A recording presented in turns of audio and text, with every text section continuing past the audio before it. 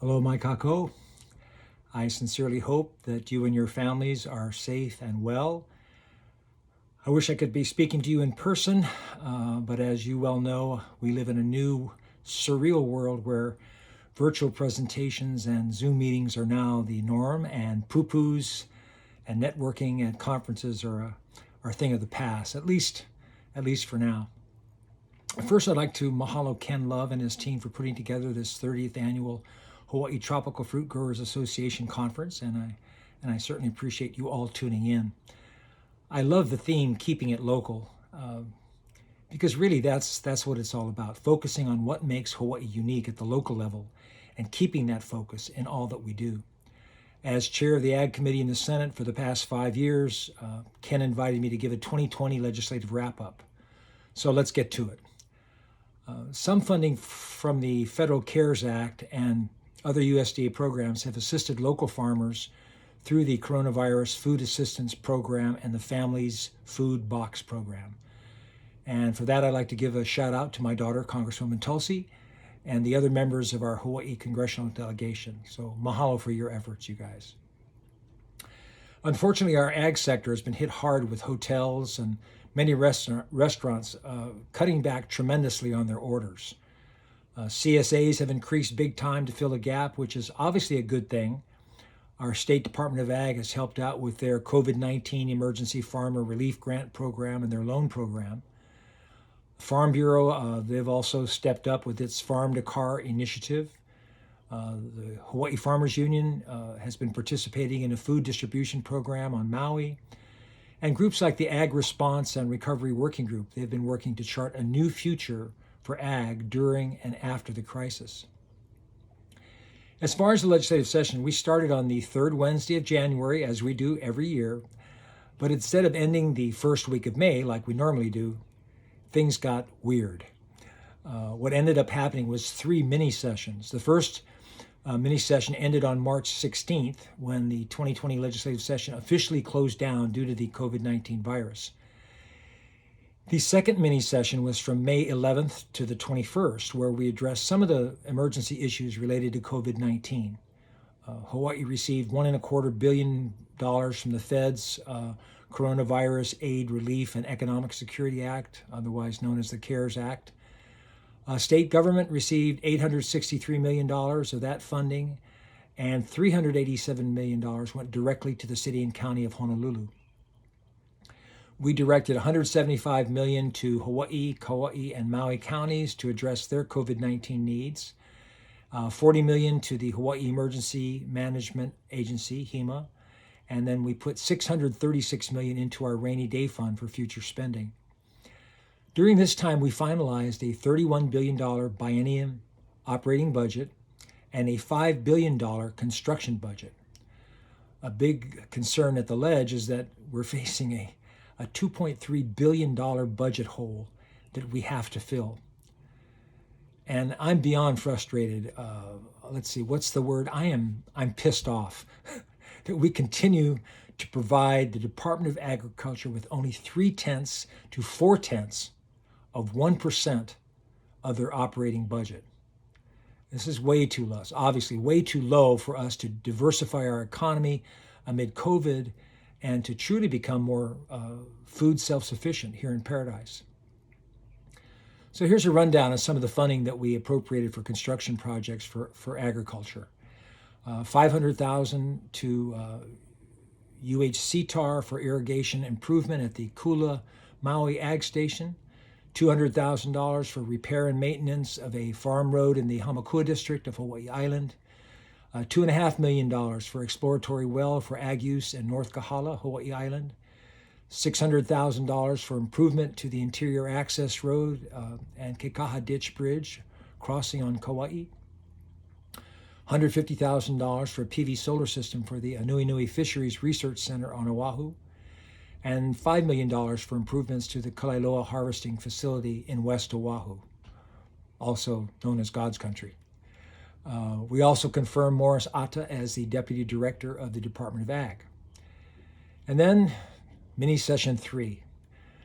Going into the mini session, the third mini session, which began on June 22nd and ended on July 10th, All the committee chairs were informed by Senate President Ron Kochi from Kauai that we could only consider bills that had no revenue impact. In other words, no money bills.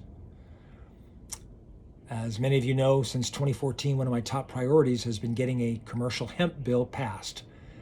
And after 6 years of incremental progress toward legalizing hemp, we're finally at a place where farmers can legally grow as much hemp as they can handle. You may have seen in the news in August, Hawaii had the country's highest insured unemployment rate in the nation as a percentage of the labor force. Hello. It's well known that hemp is a huge revenue-generating commodity. So I'm hopeful that with the passing of HB 1819, which is now Act 14, into law, that the growing of hemp will help stimulate our economy and create opportunities amid our COVID-19 pandemic and beyond. Hawaii will finally get to benefit in a much bigger way from this incredible crop that can create jobs and investment and help heal our land. Specifically, Act 14 allows our farmers to apply for licenses directly with the USDA to grow, process, and sell industrial hemp products. And by the way, some background. It's been a long time coming, right?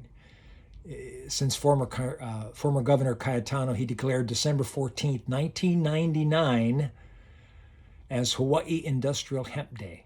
And unfortunately, our government fell asleep for about 15 years, as governments tend to do sometimes.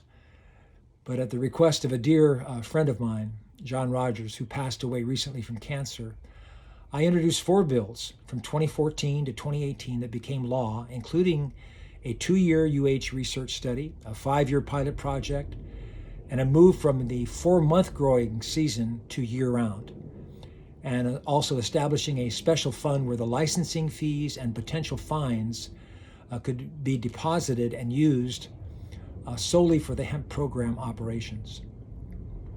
So with 3 growing seasons a year and strong interest here locally and on the mainland, we're finally able to truly capitalize on the uniqueness of Hawaii to grow and market hemp. Act 14 allows our farmers to grow as much acreage as they want to process and sell hemp products, including CBD. And so applying directly to the USDA, instead of using state funds to set up a hemp agency here, it saves Hawaii $500,000 in administrative and other program fees.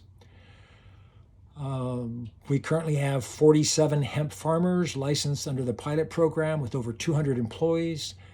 They're on all the islands except Lanai. The Hawaii Hemp Farmers Association estimates that the local hemp industry currently is valued at over $35 million. And to give you an idea of what's happening nationally, as of October 2019, the U.S. hemp-derived CBD market is expected to reach $23.7 billion by 2023. And that's up from the current value of $5 billion. And that's according to the Brighton Group. Farmers planted an estimated 288,000 acres of industrial hemp in the U.S. in 2019, and that was up from 78,000 acres in 2018. And so that's the most hemp planted in the world. So farmers can now, as I said, they submit their applications to the USDA to become licensed. The USDA will take up to 60 days to process their applications. On October 31st this year, the hemp pilot program will cease to be, per the farm bill that was passed. All the existing pilot hemp farmers and new ones who apply for a USDA license will then transition to the new USDA program. New York made an announcement recently that they're going to be ending their state-based program and going with the USDA model. Kentucky is in the process of doing the same. So the USDA will likely become the model across the board.